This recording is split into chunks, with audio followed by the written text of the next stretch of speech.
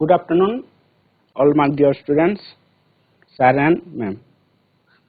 आज आम इतिहास और राजनीति विज्ञान बही चतुर्थ अध्याय द्वितीय पाठ भारतीय परंपरा विषय जानिबा। मु Jitendra Shah, assistant teacher, government high school Ujjwalpur. पिला माने आमे भारतीय परंपरा विषय जानिबा पई पुंखानुपुंख आलोचना करबा पई स्मार्ट बोर्ड रो सहायता नेबो।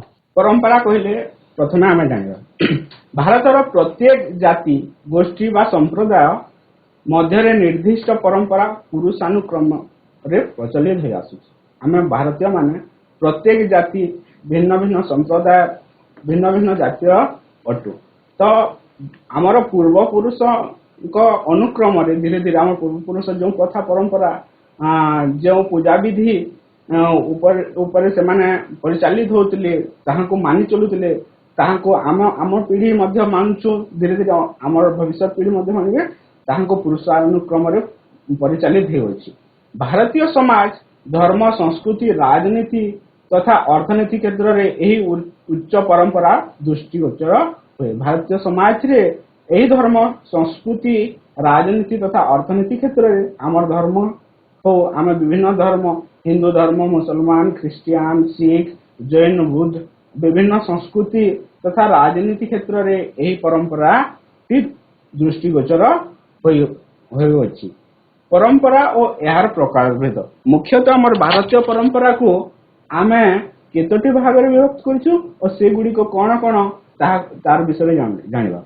भारतर परंपरा को सामाजिक धार्मिक सांस्कृतिक राजनीतिक तथा अर्थनैतिक क्षेत्र रे एही भाग रे पांच भाग रे विभक्त करा जाइछि। हमर परंपरा को पांच गोटी भाग रे विभक्त करा जाई अछि। वर्तमान परंपरा कोन तार विषय रे जानि नबो।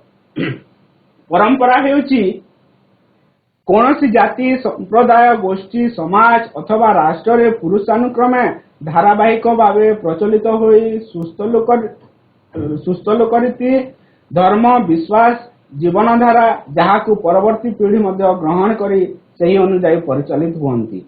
आमर भारतीय परंपरा आमे जहा आगु जानिले तार विषय आमे एबे जदि क्वेश्चन आसे परंपरा कहिले कोन बुझ किबा तार विषय लेख कहिले आमे ए गुडी को आमे लेखिबा एहार विषय आमे लिखिबा।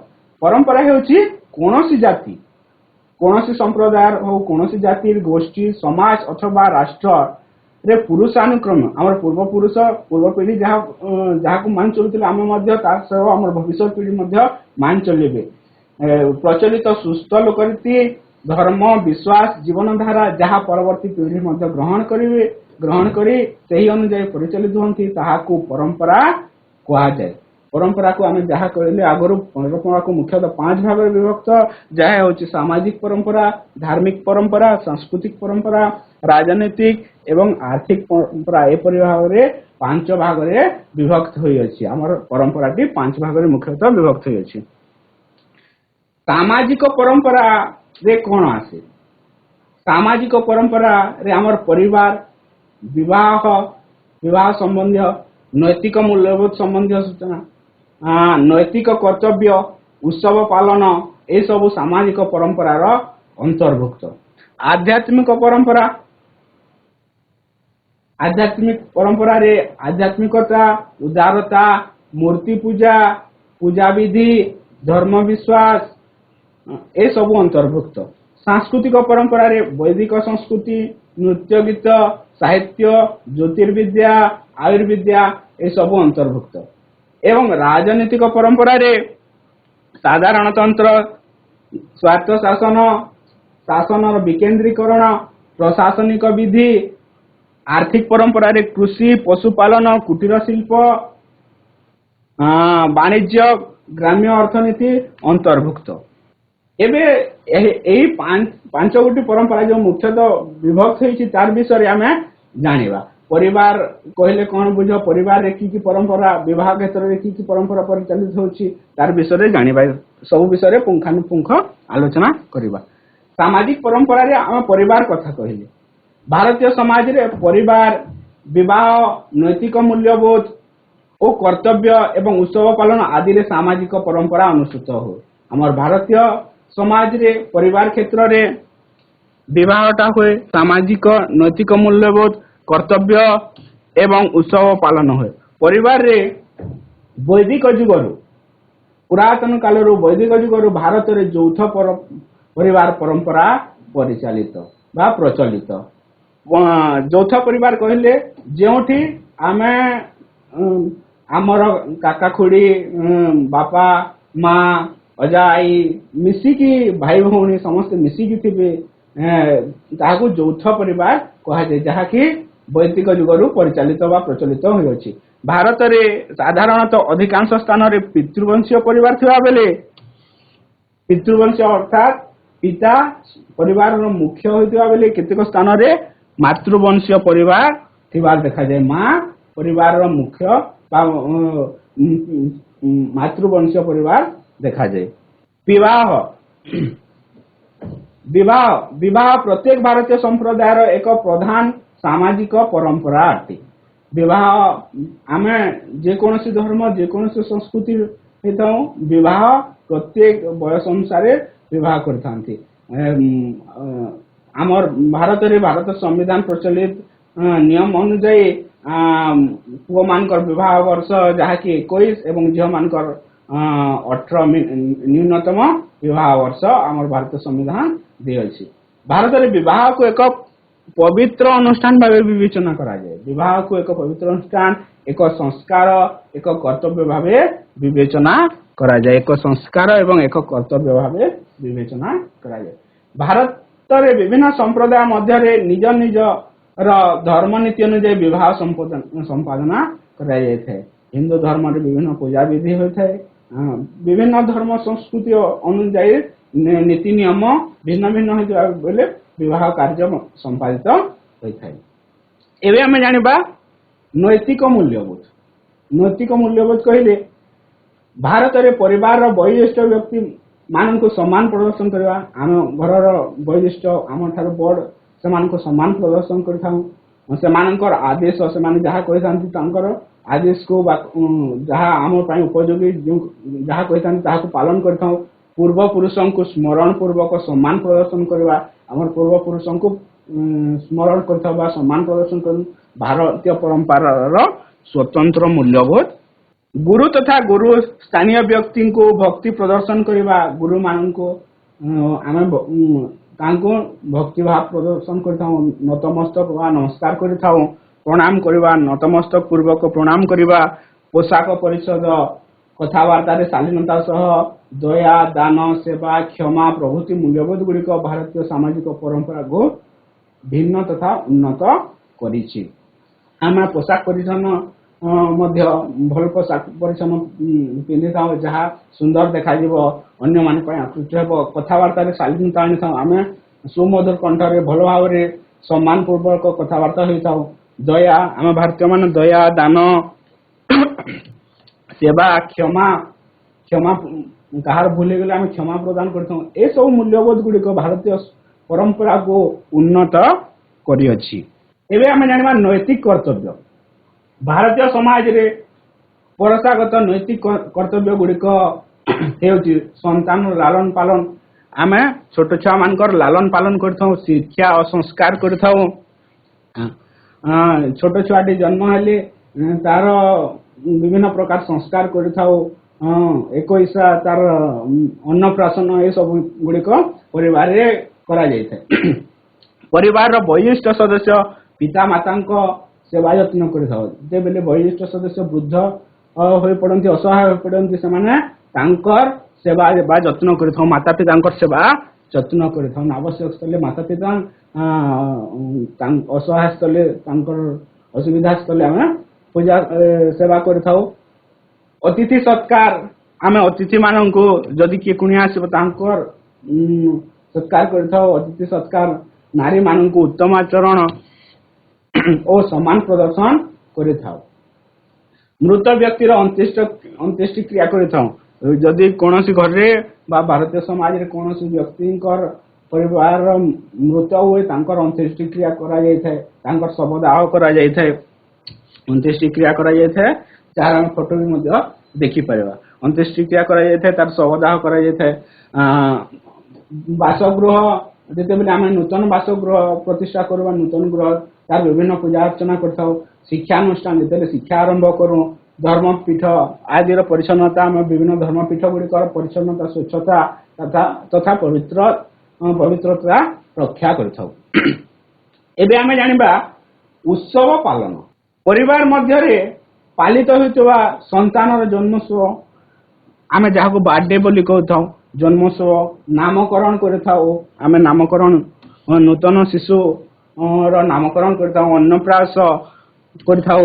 ତା ସହ ବିଦ୍ୟାରମ୍ଭ, ଉପନୟନ, ବିବାହ ଆଦି ଉତ୍ସବ, ବିଭିନ୍ନ ଉତ୍ସବ ପାଳନ କରିବା ସହ ବିଭିନ୍ନ ସମୟରେ ବର୍ଷକ ମଧ୍ୟରେ ହେଉଥିବା ବିଭିନ୍ନ ପର୍ବପର୍ବାଣି ଯେପରି ହେଲା ହୋଲି, ଶ୍ରୀରାମ ନବମୀ, ଗୁରୁ ପୂର୍ଣ୍ଣିମା, ବିଜୟା ଦଶମୀ, ରକ୍ଷାବନ୍ଧନ, ଜନ୍ମାଷ୍ଟମୀ, ଦୀପାବଳି, ଇଦୁଲ ଜୁହା, ମହରମ, ଖ୍ରୀଷ୍ଟ ଜନ୍ମ, ନୂଆବର୍ଷ ଆଦି ଧାର୍ମିକ ଉତ୍ସବ ସାମାଜିକ ପରମ୍ପରା ଭାବେ ବିବେଚିତ। ଏସବୁ ବିଭିନ୍ନ ପର୍ବପର୍ବାଣି ମଧ୍ୟ ଆମ ଭାରତୀୟ ମାନେ ପାଳନ କରିଥାଉ। ବିଭିନ୍ନ ଜନ୍ମାଷ୍ଟମୀ, ଦୀପାବଳି, ଇଦୁଲ ଜୁହା, ବିଭିନ୍ନ ଧର୍ମ ସମ୍ପ୍ରଦାୟ, ଭାରତ ଏକ ଧର୍ମ ନିରପେକ୍ଷ ରାଷ୍ଟ୍ର ହୋଇଥିବା ବେଳେ ବିଭିନ୍ନ ଧର୍ମ ସମ୍ପ୍ରଦାୟ, ବିଭିନ୍ନ ଅନେକ ବ୍ୟକ୍ତି ବିଶେଷ ଭାରତରେ ବସବାସ କରନ୍ତି। ସେଥିପାଇଁ ଆମର ଅନେକ ଉତ୍ସବ ପାଳନ ହୋଇଥାଏ ଭାରତରେ। ଏବେ ପିଲାମାନେ ଆମେ ଧାର୍ମିକ ପରମ୍ପରା ବିଷୟରେ ଜାଣିବା। ଭାରତ ଧାର୍ମିକ ପରମ୍ପରା ମଧ୍ୟରେ ଆଧ୍ୟାତ୍ମିକତା, ଉଦାରତା, ମୂର୍ତ୍ତି ପୂଜା, ପୂଜା ବିଧି, ଧର୍ମ ବିଶ୍ୱାସ ଆଦି ଅଙ୍ଗୀଭୂତ ହୋଇଅଛି। ଆମର ଭାରତ ପରମ୍ପରାରେ ଆମେ ଆଧ୍ୟାତ୍ମିକତା ନେଇଥାଉ। ଆଧ୍ୟାତ୍ମିକ ସ୍ଥଳରେ କିପରି ମନ ସୁସ୍ଥ ହେବ, ଆତ୍ମା ସୁସ୍ଥ ହେବ, ତାର ଉପରେ ଧ୍ୟାନ ଦେଇଥାଉ। ମୂର୍ତ୍ତି ପୂଜା, ଆମେ ଭାରତୀୟ ମାନେ ମୂର୍ତ୍ତି ପୂଜା କରିଥାଉ, ବିଭିନ୍ନ ପୂଜା ପାଠ କରିଥାଉ। ପୂଜା ବିଧି, ଧର୍ମ ବିଶ୍ୱାସ ଆଦି ଆମର ଭାରତୀୟ ଧାର୍ମିକ ପରମ୍ପରାରେ ଅନ୍ତର୍ଭୁକ୍ତ ରହିଅଛି। ଆଧ୍ୟାତ୍ମିକତା, ଭାରତରେ ସବୁ ଧର୍ମାବଲମ୍ବୀ, ବିଭିନ୍ନ ଧର୍ମର ଲୋକମାନେ ଭାରତରେ ବସବାସ କରୁଥିବା ବେଳେ ସର୍ବଶକ୍ତିମାନ ପରମେଶ୍ୱରଙ୍କ ପ୍ରତି ବିଶ୍ୱାସ ସ୍ଥାପନ କରାଯାଇଥାଏ। ତାଙ୍କ ନିକଟରେ ଆତ୍ମସମର୍ପଣକୁ ନିଜ ଧର୍ମର ମୂଳନୀତି ଭାବେ ବିଶ୍ୱାସ କରାଯାଏ।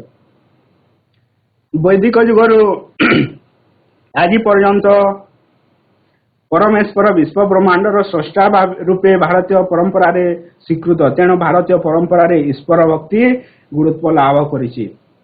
ପୁରାତନ କାଳରୁ ବା ବୈଦିକ କାଳରୁ ଆମେ ବିଶ୍ୱ ବ୍ରହ୍ମାଣ୍ଡର ସ୍ରଷ୍ଟା ବା ପରମେଶ୍ୱରଙ୍କୁ ଭକ୍ତିଭାବ ଜଣାଇଥାଉ। ଉଦାରତା, ବୈଦିକ ଯୁଗର ବ୍ରାହ୍ମଣ୍ୟ ଧର୍ମ ସହ ବୌଦ୍ଧ ଧର୍ମ, ଜୈନ ଧର୍ମ ସମାନ୍ତରାଳ ଭାବେ ପ୍ରଚାରିତ ହୋଇଥିଲା। ବୈଦିକ ଯୁଗରେ ଆଗ କାଳରେ ବ୍ରାହ୍ମଣ୍ୟ ଧର୍ମ ସହ ବୌଦ୍ଧ ଧର୍ମ ଏବଂ ଜୈନ ଧର୍ମ ମଧ୍ୟ ସମାନ୍ତରାଳ ଭାବେ ଭାରତୀୟ ସଂସ୍କୃତିରେ, ଭାରତୀୟ ସମାଜରେ ପ୍ରଚାରିତ ବା ପ୍ରସାରିତ ହୋଇଥିଲା।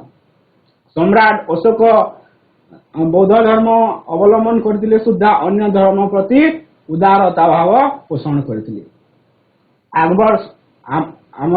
ରାଜା ଆକବର, ସମ୍ରାଟ ଆକବର ଦିନ ଇଲାହି ଧର୍ମ ପ୍ରବର୍ତ୍ତନ କରି ସର୍ବଧର୍ମ ସମନ୍ୱୟ ଆଣିବା ପାଇଁ ପ୍ରବର୍ତ୍ତନ କରିଥିଲେ। ସେ ଦିନ ଇଲାହି ନାମକ ଧର୍ମ ପ୍ରବର୍ତ୍ତନ କରି ସବୁ ଧର୍ମର ସମନ୍ୱୟ ରକ୍ଷା କରିବା ପାଇଁ ଦିନ ଇଲାହି ନାମକ ଏକ ଧର୍ମ, ସବୁ ଧର୍ମ ସର୍ବଧର୍ମ ସମନ୍ୱୟ ଆଣିବା ପାଇଁ ପ୍ରୟାସ କରିଥିଲେ। ଭାରତରେ ଇସଲାମ ଓ ଖ୍ରୀଷ୍ଟ ଧର୍ମର ପ୍ରଭାବକୁ ବିରୋଧ କରାଯାଇ ନଥିଲା। ଭାରତୀୟ ସଂସ୍କୃତିରେ ଇସଲାମ କିମ୍ବା ଖ୍ରୀଷ୍ଟ ଧର୍ମର ପ୍ରଭାବକୁ ମଧ୍ୟ ବିରୋଧ କରାଯାଇ ନଥିଲା। ଊନବିଂଶ ଭାରତୀୟ ସମାଜ ସଂସ୍କାର ଆନ୍ଦୋଳନ ସର୍ବଧର୍ମକୁ ସମାନ ଦୃଷ୍ଟିରେ ଦେଖିବା ପାଇଁ ପ୍ରବର୍ତ୍ତାଇଥିଲେ। ଊନବିଂଶ ଶତାବ୍ଦୀରେ ଭାରତୀୟ ସମାଜ କ୍ଷେତ୍ରରେ ଅନ୍ୟ ଧର୍ମକୁ ମଧ୍ୟ ସମାନ ଚକ୍ଷୁରେ ବା ସବୁ ଧର୍ମକୁ ସମାନ ଦୃଷ୍ଟିରେ ଦେଖିବା ପାଇଁ ପ୍ରବର୍ତ୍ତାଇଥିଲେ। ଏବେ ଆମେ ମୂର୍ତ୍ତି ପୂଜା ସିନ୍ଧୁ ସଭ୍ୟତା ଠାରୁ ଆରମ୍ଭ କରି ଭାରତୀୟ ସମାଜରେ ମୂର୍ତ୍ତି ପୂଜାର ପରମ୍ପରା ରହି ଆସିଛି। ଆମେ ବିଭିନ୍ନ ସମୟରେ ବିଭିନ୍ନ ପୂଜା ପାଠ କରିଥାଉ। ମୂର୍ତ୍ତି ପୂଜାର ବିଧି नथिबा धर्म व्यतीत जो धर्म रे मूर्ति पूजा होई न था से धर्म मध्य अन्य धर्मपीठ मानकर मूर्ति पूजा स्थापित पूजा कराइतवार देखाई विभिन्न धर्म रे मध्य मूर्ति पूजा करा जाई अछि। प्रत्येक भारतीय निज गृह रे बा धर्मपीठ रे प्रत्येक सप्ताह केतेक निर्दिष्ट दिन निज धर्मर स्वतंत्र पर्व दिवस रे पूजा करबा परंपरा रही। आम भारतीय माने विभिन्न धर्म विभिन्न संस्कृति विभिन्न धर्म होइतिले सुद्धा निज निज गृह रे प्रत्येक दिन बा सप्ताहर निर्दिष्ट किछि दिन मध्य निज धर्म प्रति आम आस्था व्यक्त करिथाउ एवं ताको पूजा करि थाउ। पूजा समय संपृक्त धर्मनीति अनुसार दीप धूप फूल चंदन सिंदूर आदि व्यवहार करा जाई धर्म ग्रंथ पाठ करा जायते भजन करा जायते कीर्तन करा जायते प्रार्थना करा जायते होम यज्ञ व्यवस्था मध्य करा जायते। आम धर्म ग्रंथ पाठन करथाउ भजन करथाउ प्रार्थना करथाउ कीर्तन करथाउ होम यज्ञ व्यवस्था मध्य करा जायते। एबे धर्म विश्वास भारतीय माने आत्मार अमरत्व कर्मवाद पुनर्जन्म मोक्ष प्राप्ति समानता सहनशीलता भक्ति दया दान क्षमा अहिंसा रे विश्वास करबा परंपरा रही। भारतीय माने आम आत्मार अमरत्व कर्मवाद पुनर्जन्म आउ जन्म होय बोली ताहा विश्वास करथाउ मोक्ष प्राप्ति समानता प्रत्येक भारतीय प्रत्येक भाई भाई भाईचारा रही भारतीय समाज रे सहनशीलता भक्ति दया दान क्षमा और अहिंसा रे विश्वास मध्य करा जायते जहाँ भारतीय परंपरा रे दृष्टिगोचर होता है।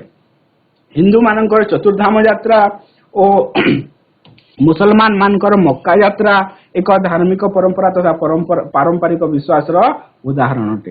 हिंदू माने चतुर्धाम चारिधाम यात्रा करथिबा बेले मुसलमान संप्रदायर व्यक्ति माने मक्का यात्रा करथान जहाँ को पारंपरिक विश्वास रो एक उदाहरण भावे विवेचना करा जाय। सांस्कृतिक परंपरा आम सांस्कृतिक परंपरा वैदिक संस्कृति स्थापत्य मूर्तिकला नृत्य गीत साहित्य एवं ज्योतिर्विद्या आयुर्विद्या परंपरा को नहीं समुन्नत होई अछि। हमर भारतीय परंपरा रे हमर सांस्कृतिक परंपरा वैदिक संस्कृति स्थापत्य मूर्तिकला ए सब गुडिकर ऊपर मध्य ध्यान दे जोंथिरे साहित्य ज्योतिर्विद्या आयुर्विद्या को नहीं परंपरा को नहीं उन्नत परंपरा सृष्टि होती परंपरा को नहीं समुन्नत होई अछि वा मिसी रही अछि। सांस्कृतिक परंपरा आमर ज्योतिर्विद्या आयुर्विद्या जहाँ आगर पढ़ले तार विभक्त कराई सांस्कृतिक परंपरा नृत्य गीत वैदिक संस्कृति स्थापत्य मूर्तिकला चित्रकला एवं साहित्य ए भाग रे विभक्त करा जायछि। हमर सांस्कृतिक परंपरा को ज्योतिर्विद्या क्षेत्र रे आयुर्विद्या क्षेत्र रे नृत्य गीत वैदिक संस्कृति स्थापत्य मूर्तिकला चित्रकला एवं साहित्य क्षेत्र में विभक्त कराई। वैदिक संस्कृति वैदिक सभ्यतार पितृकेन्द्रिक परिवार परिचालन पद्धति पिता मुख्य होता बेले श्रृंखलित शिक्षा व्यवस्था रही। पितृकेन्द्रिक वैदिक सभ्यतार पितृकेन्द्रिक परिवार परिचालन पद्धति रही श्रृंखलित शिक्षा व्यवस्था रही गभीर आध्यात्मिकता भाव रही ग्राम्य जीवन रही जाति प्रथा चतुराश्रम ब्रह्मचर्य चतुराश्रम कहले आमर ब्रह्मचर्य गृहस्थ वानप्रस्थ संन्यास आदि एवं भारतीय समाज रे प्रचलित होई अछि। चतुराश्रम भारतीय मानकर वसुदैव कुटुंबकम चिंताधारा षड दार्शनिक पद्धति सांख्य योग न्याय वैशेषिक पूर्व मीमांसा उत्तर मीमांसा भारतीय संस्कृति को बलिष्ठ बा सुदृढ़ करी रही। आर्य मानकर आमे पूर्वे आर्य कहला पूर्व काल रे भारतीय मान को आर्य कहला जहाँ की वसुदेव पृथ्वी एक परिवार वसुदेव कुटुंबकम चिंता नीति ऊपर परिचालित रही।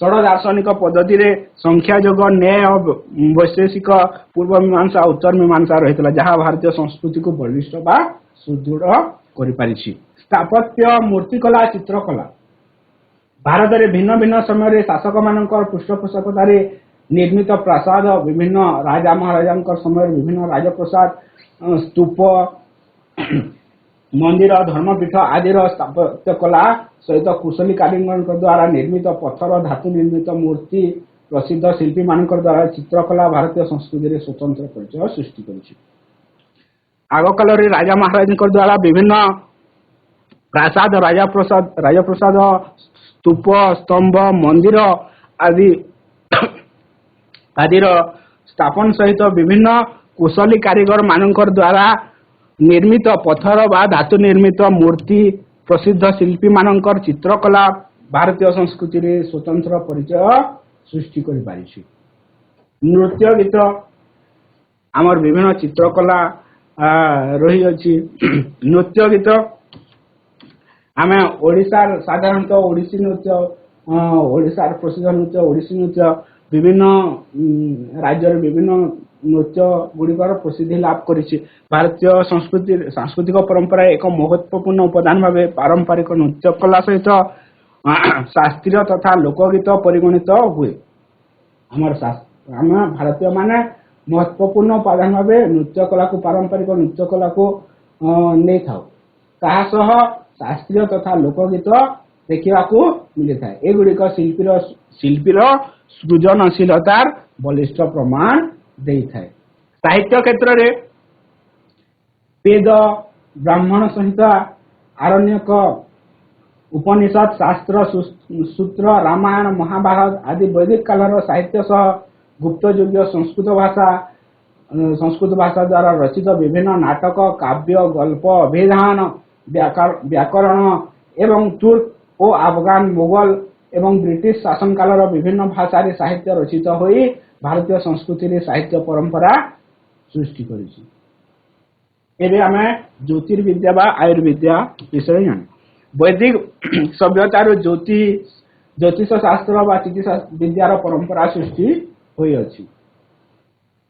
आयुर्वेदिक चिकित्सा विधि रे कोनोसी आमे आयुर्वेदिक चिकित्सा रे जानि थाउ जे कोनोसी पार्श्व प्रतिक्रिया न थाए। आयुर्वेदिक चिकित्सा विधि रे कोनोसी पार्श्व प्रतिक्रिया न थिबारु यह दिनक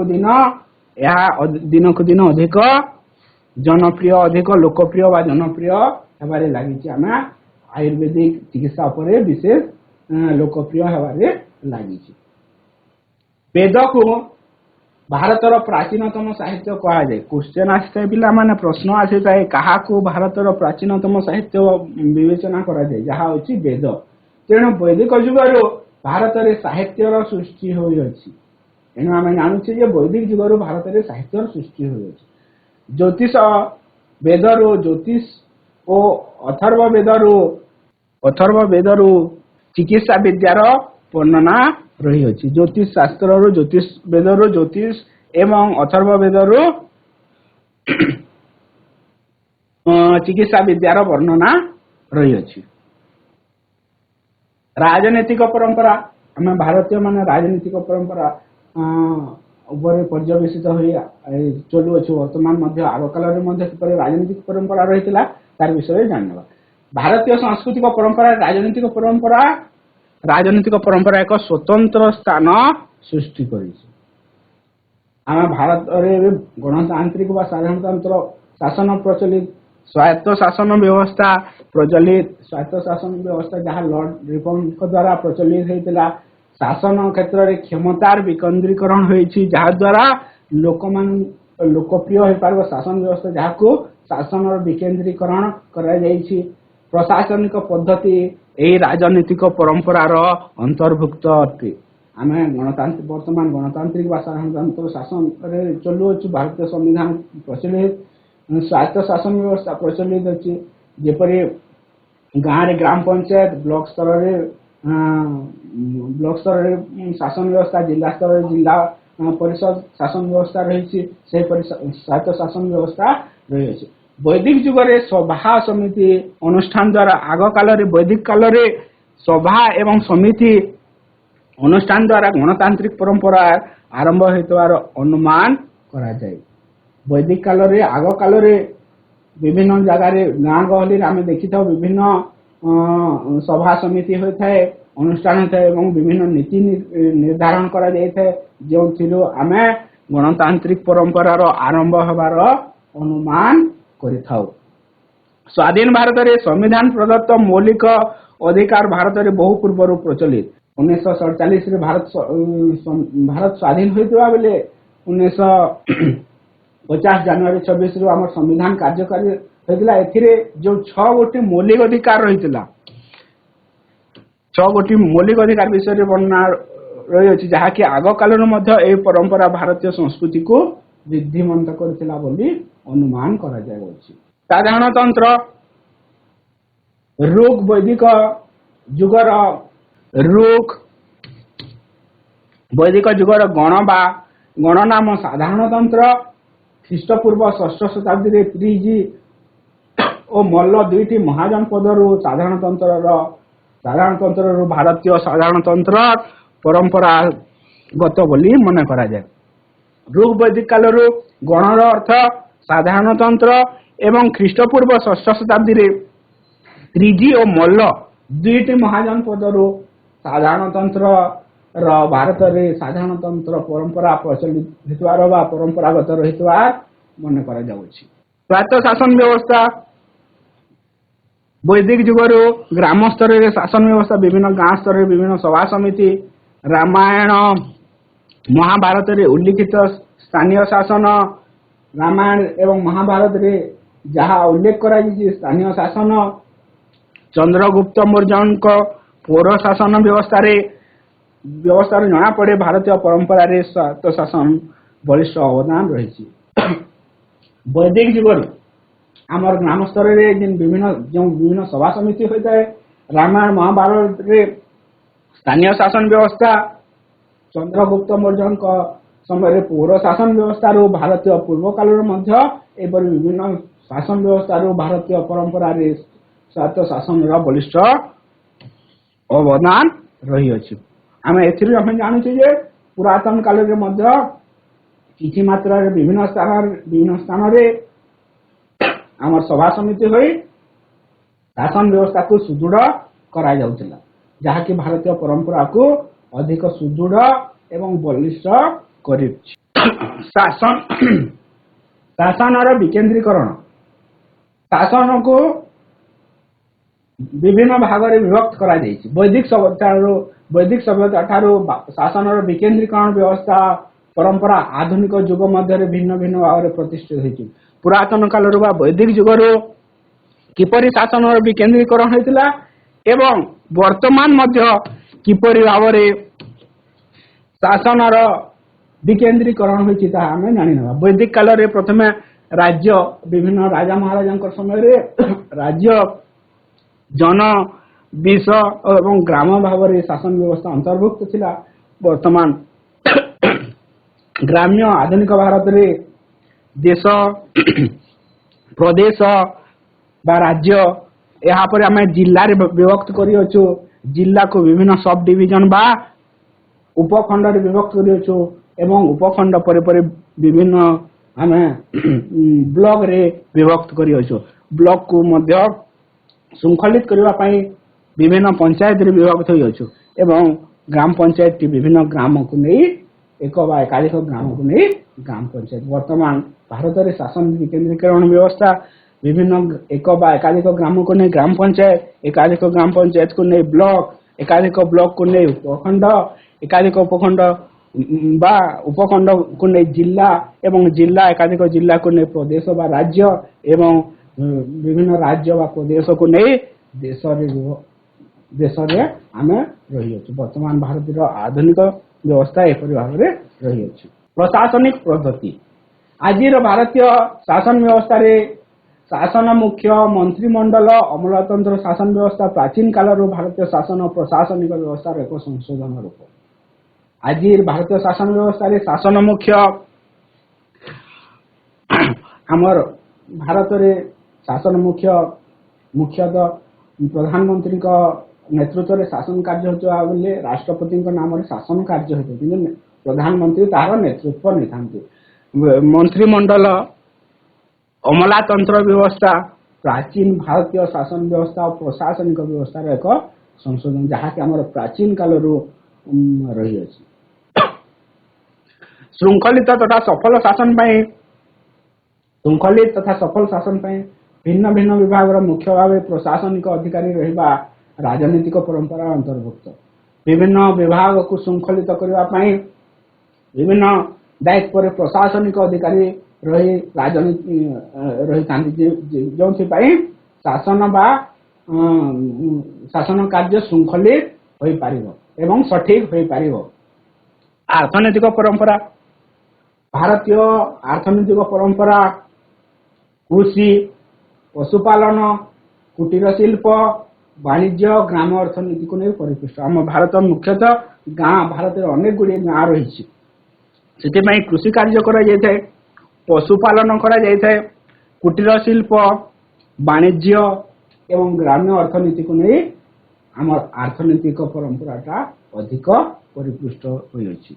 आर्थिक परंपरा किपरि आमर भारतीय सभ्यतारे बा समाज रे अर्थनीति सुदृढ़ रही पारिबो एवं अर्थनैतिक परंपरा चली आछि एवं प्रचलित होइछि ता जानिना।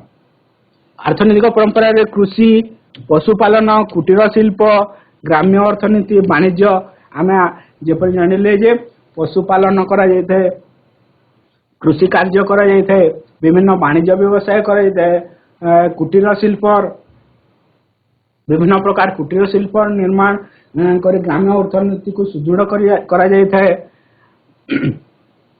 तार सह वाणिज्य व्यवसाय मध्य भारतीय समाज रे बहु आग कालरू प्रचलित होई अछि।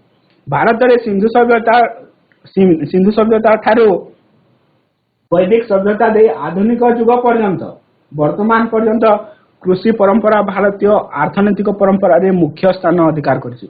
भारतीय परंपरा रे कृषि अर्थनीति मुख्य परंपरा मुख्य स्थान ग्रहण करिछि।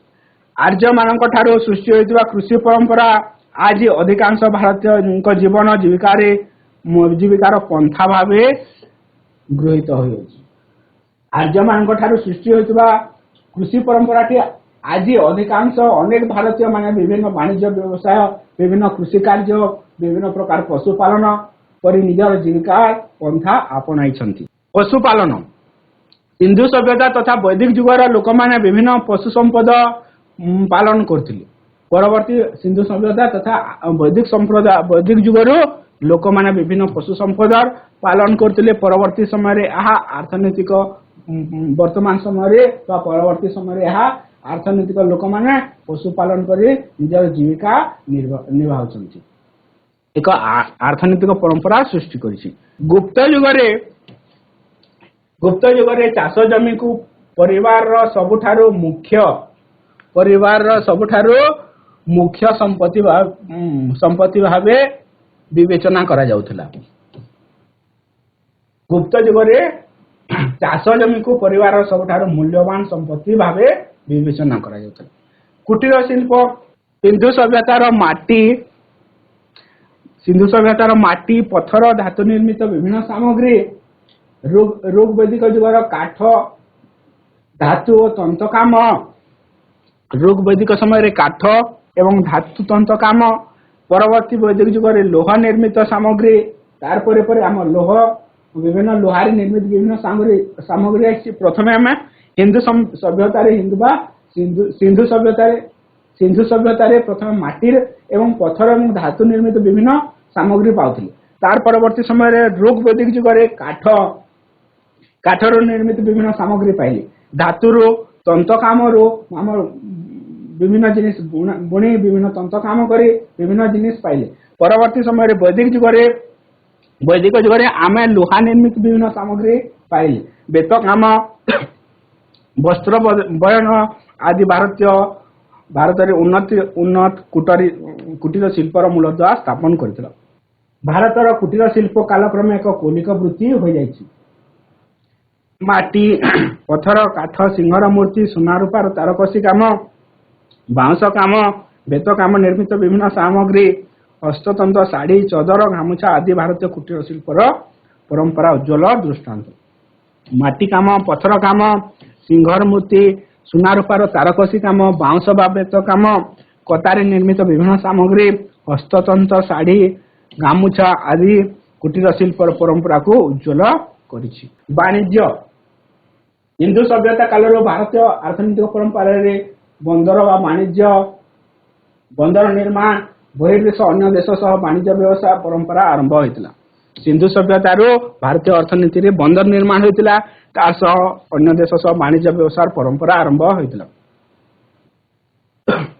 प्राचीन काल रे विभिन्न प्रकार बंदर देखा मिले वाणिज्य केंद्र प्राचीन काल देखा विभिन्न बंदर है सामुद्रिक बंदर लोथार भारकच्छ सरपरक ताम्रलिपि एलिना कावेरी पादनम ए सब विभिन्न प्राचीन काल विभिन्न बंदर था बेले विभिन्न वाणिज्य केंद्र मध्य थिला। एगुड़िक है तक्षशिला उज्जयिनी कौशाम्बी वाराणसी पाटलिपुत्र ये सब विभिन्न वाणिज्य केंद्र मध्य रही। वैदिक जुग में आभ्यंतरीण वाणिज्य मौर्य जुग में सामुद्रिक वाणिज्य विकास होता। वैदिक जुग में आभ्यंतरीण वाणिज्य एवं मौर्य जुग में सामुद्रिक वाणिज्य विकास होता। गुप्त जुग में आभ्यंतरीण बहिर्वाणिज्य अन्य देश सह वाणिज्य ओडिशार प्राचीन नौ वाणिज्य भारतर दृढ़ वाणिज्यिक परंपरार सूचना दे थाए। आम ओडिशार नौ वाणिज्य जहाँकि आम कार्तिक पूर्णिमा स्मरण करने पालन कर बाली यात्रा होता है कटक बाली यात्रा ये सब गुड़िक दृढ़ वाणिज्यिक परंपरार सूचना दे थाए। ग्राम्य अर्थनीति आम गाँ गहली रे विभिन्न कृषि कार्य विभिन्न कुटीर शिल्प विभिन्न जिनस तैयारी करथां वाणिज्य व्यवसाय गाँव में विभिन्न बजार बसता है। ग्राम्य अर्थनीति भारत में अर्थनैतिक परंपरा रे विशिष्ट स्थान अधिकार करिछि। वैदिक जुगर ग्राम्य अर्थनीतिर परंपरा सृष्टि क्रमे विकसित है। ग्राम्य अर्थनीति रे कृषि पशुपालन कुटीर शिल्प को गुरुत्व दिया जाता।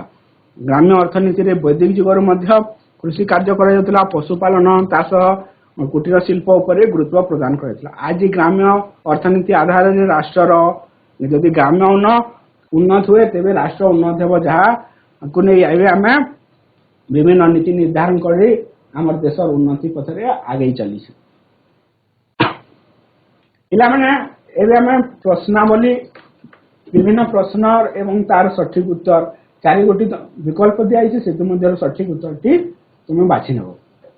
प्रथम क्वेश्चन प्रथम प्रश्न भारतीय परिवार रे समस्त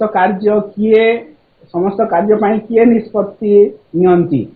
उज्जलपुर government high school and housing colony 4 गोटी विकल्प मध्य सठिक उत्तर टी बाछि नियो। भारतीय परिवार रे समस्त कार्य पाई किए निष्पत्ति नियंती।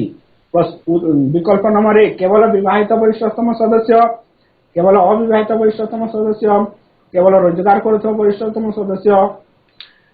चतुर्थ विवाहित बा अविवाहित रोजगार करुवा बा न करुवा वरिष्ठतम सदस्य। हमीरपुर हाई स्कूल बिटपर विवाहित बा जार सठिक उत्तर होछि विवाहित बा अविवाहित रोजगार करुवा बा न करुवा वरिष्ठतम सदस्य। अन्य एक प्रश्न परमात्मा सहित आत्मार संपर्क पाई केउटी सर्वजनादृत। परमात्मा सहित आत्मा आत्मा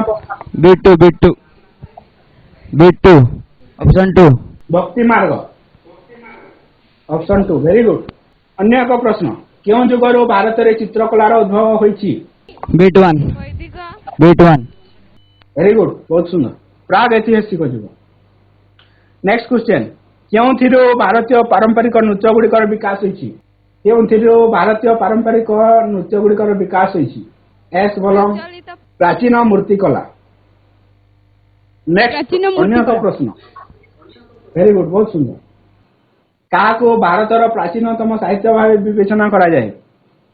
प्राचीनतम साहित्य मु कही पढ़ाइला लंबोदर हाई स्कूल वेद वेरी गुड वेरी गुड। अन्य एक प्रश्न कहार आधार रे आयुर्वेद चिकित्सार विकास होइछि। लंबोदर हाई स्कूल कहार आधार रे आयुर्वेद चिकित्सार विकास होइछि। वृक्षलतार औषधीय गुण जो आमर आयुर्वेद चिकित्सार विकास होइछि। अन्य एक प्रश्न वैदिक जुगर क्यों गणतांत्रिक अनुष्ठान रे समाज समस्त श्रेणी सदस्य मनोनीत होते? वैदिक जुगर क्यों गणतांत्रिक अनुष्ठान रे समाज समस्त श्रेणी सदस्य मनोनीत होते? विवेकानंद हाईस्कूल। समिति क्यों समय रे भारत रे प्रथम पौर शासन व्यवस्था प्रतिष्ठित होता? पौर शासन व्यासदेव हाईस्कूल। वैदिक सभ्यता। वैदिक वेरी गुड। मौर्य युगरु भारत रे प्रथम पौर शासन व्यवस्था किए भारतर स्थानीय स्वायत्त शासन व्यवस्था एक नियमित ढंग से प्रतिष्ठित करथिले? किए भारत रे स्थानीय स्वायत्त शासन व्यवस्था एक नियमित ढंग से लॉर्ड रिपन। करथिले? वेरी गुड, बहुत सुंदर। Lord Ripon. Lord Ripon.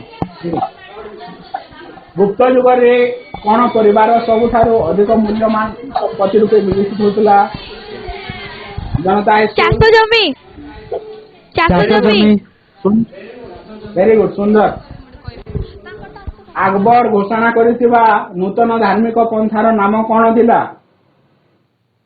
Akbar घोषणा करिथिबा नूतन धार्मिक पंथार नाम कौन थिला? जनता हाईस्कूल। अकबर घोषणा करिथिबा नूतन धार्मिक पंथार नाम कौन थिला? दीन-ई-इलाही। दीन-ई-इलाही। Next question. बौद्ध धर्म और जैन धर्म क्यों शताब्दी रे जन्म लाभ करथिला? बौद्ध धर्म और जैन धर्म क्यों शताब्दी रे जन्म लाभ करथिला? ख्रीष्टपूर्व 6 वेरी गुड, ख्रीष्टपूर्व 6 शताब्दी रे। क्यों वेदरू भारतीय शास्त्रीय संगीत सृष्टि होईची? क्यों वेदरू भारतीय शास्त्रीय संगीत सृष्टि होईची? जनता हाईस्कूल, गवर्नमेंट गर्ल्स हाईस्कूल। रुको सामवेदरू भारतीय शास्त्रीय संगीत सृष्टि होईची। भारतीय परंपरा को मुख्यतः केते भाग रे विभक्त करा जाईची? प्रथमे हम पढितिला एल हाईस्कूल केते भाग रे? Option number A. सठिक उत्तर दियो। जनता हाईस्कूल 5 भाग रे भारतीय परंपरा को मुख्यतः 5 भाग। Next question. लॉर्ड रिपन को द्वारा स्थानीय स्वायत्त शासन व्यवस्था केबे प्रचलन करा जाईतिला? तारीख केने भी लिखा है हमने देख ना गुटे भी तारीख। दहीजिरा कन्याश्रम बीएस हाईस्कूल। लॉर्ड रिपन को द्वारा केबे स्थानीय स्वायत्त शासन व्यवस्था प्रचलित कराइतिला? 1882 मसीहा। 1882 मसीहा। यार उत्तर 1882 मसीहा। एबे गृह कार्य। भारत रे किपरि अर्थनैतिक परंपरा सृष्टि होईची?